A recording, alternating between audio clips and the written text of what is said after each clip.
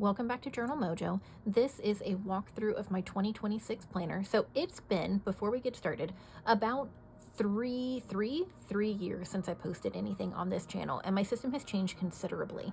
So I am now in a ring bound system, and it's been working out great. I've been in here for about 4 months, so I thought that I would show you a full breakdown of my 2026 setup since we're coming up on the beginning of the year. So this is a Moterm Pocket planner, and it's a little ring bound. It's A6 size. I've got a couple of little charms right here, just a little camper and a little skull that my sister made for me, which are both very adorable. Right here it opens up to my cover page for 2026 with my word of the year, which is calm, on it, because I want to be calm in all areas of my life, but we'll see. A little breakdown of what that means to me, a little pocket that I made out of a different type of little envelope, a running to-do list. This first section is sort of like general reminders of certain things and the big habits that I'm focusing on. So this insert is from Lindsay Scribble's shop, the ghosting pen. It's just the little check mark, and I just keep a running to-do list and a running grocery list. This I can just pull on and off whenever I go grocery shopping, which we just did, so there isn't really anything in here. Then it moves on to my financial section. So my finances are a big goal for 2026. This is a little collage that I made, and then it moves into a no buy. I'm doing a no buy or a low buy for 2026. This is just a little reminder. I pulled this off of Canva. Some no buy parameters, why a no buy, some of my impulse triggers that I know about that I just need to be mindful of, my base bills, a little summary, a little wish list for things that I can find secondhand, since secondhand shopping is a-okay just fine still. And then it moves into the actual financial tracking. This is my little financial report, another collage that I made.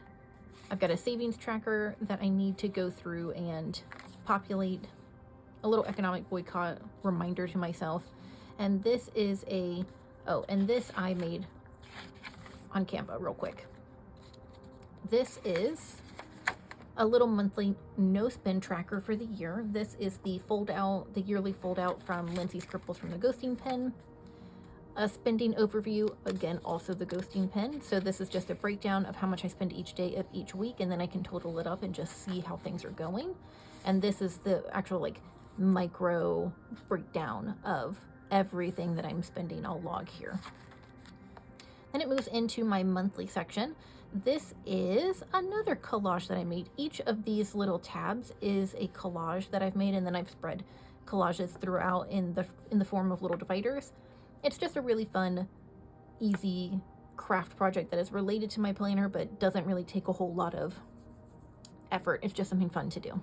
And then I can swap them out seasonally.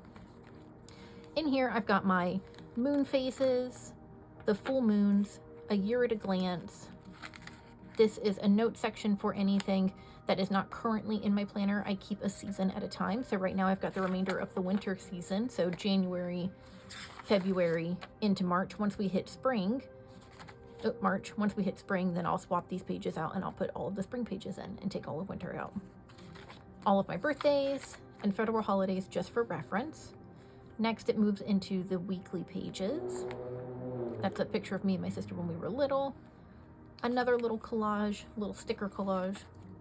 And it moves into my weekly pages. So we're actually right in here. 2026 has not quite started yet, but this is where I keep a running to-do list, a little habit tracker, so that I can see how I'm doing on some of the things that I want to work on.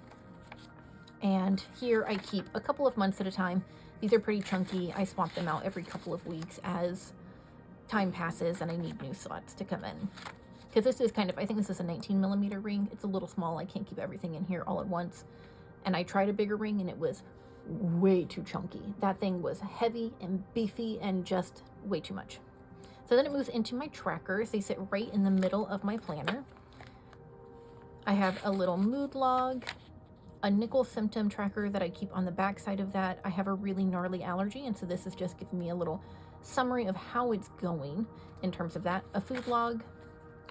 And then this is where I track my health stuff. So my cycle, symptom specifics, how much sleep I'm getting, how much stress I'm under, the different things that I'm putting into my body. So like if I'm having dairy or alcohol or any specific nickel-rich foods, just to see if there's a correlation between the things that I'm doing here and how my symptoms are going.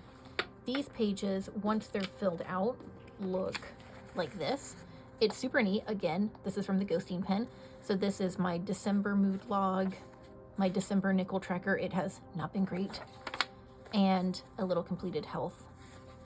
And it's just a lot of really nice information. And so I like that I can pull these out separately and then give it an eyeball and see, okay, so when I had ones that were really low, what was going on down here in corresponding days or right before in advance. It just makes it easy to sort of cross-reference that information.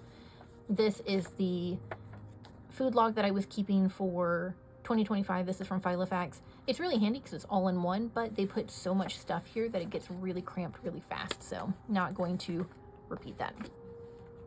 This is an overview for my mood log for the year.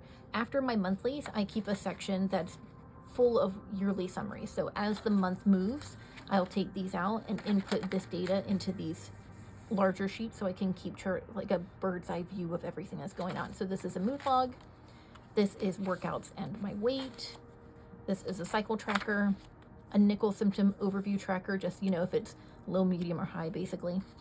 A last done log. So this is like when my dog, when my dog last went to the vet, when we changed the AC filters, when I last had different kinds of appointments. All of that information resides in here. And a fun little planner bingo, also from the ghosting pen that I am slowly working through. On this little divider right here, with the "This is the ass of a killer Bella" sticker, is my reading section. So I keep all of my reading stuff together. I just realized it's a 2025. It should be 2026 reading list. Oh well. So it's just different titles that I'm interested in.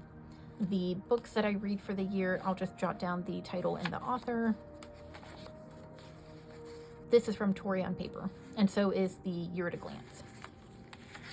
And then I have a tracker for the alphabet challenge. This is reading a book that starts with each letter of the alphabet. I've never been successful in it in the last, 5 or 6 years that I've tried to do it, but 1 year I'll make it eventually.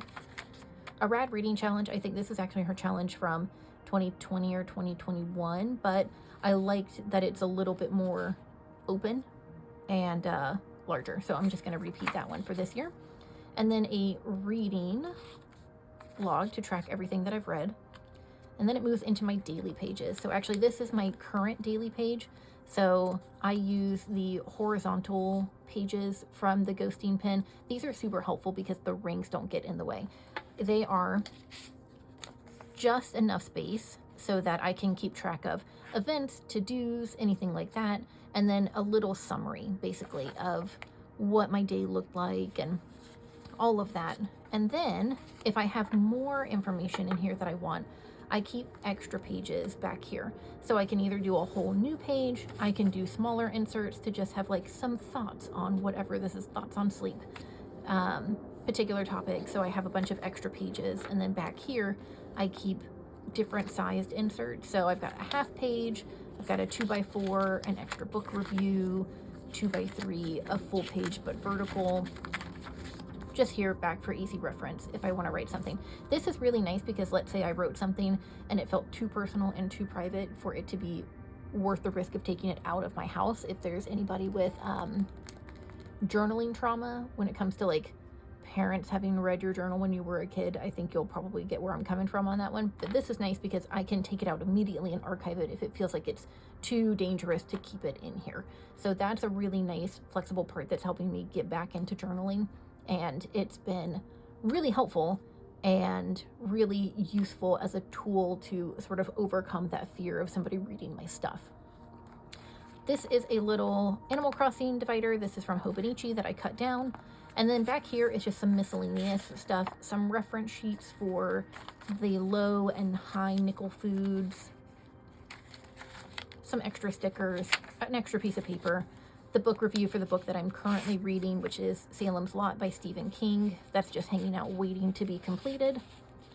I've got some stamps and a little card from a cafe that I worked at in college that is no longer in existence, and this is where I met my husband as well. So it's a nice little memory that I can keep there.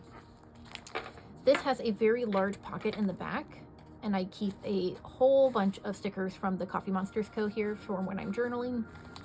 And then up in the front, I keep another little sticker sheet. These are little holographic hearts, and I'll use this to track the no-buy days that I have for 2026. Just pop a little sticker on and it should be pretty cute and adorable. So that's pretty much it. That's the entirety of my 2026 journaling system. I use one system for personal and one system for work, and got to keep them separate. I can't be mixing them all together. But anyway, I hope that this was interesting and that you enjoyed it. If you liked it, give this video a thumbs up. If you'd like to see more from me, but like actually more from me, then subscribe. That would be great. And I will see you in the next one. Bye.